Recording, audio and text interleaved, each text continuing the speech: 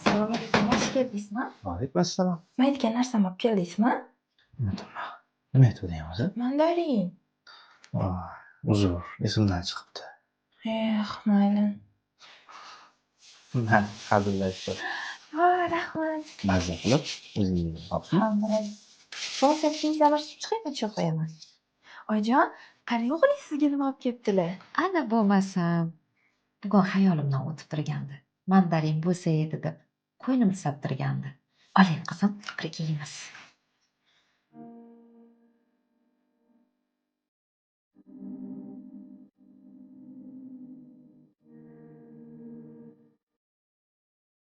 Ilohim.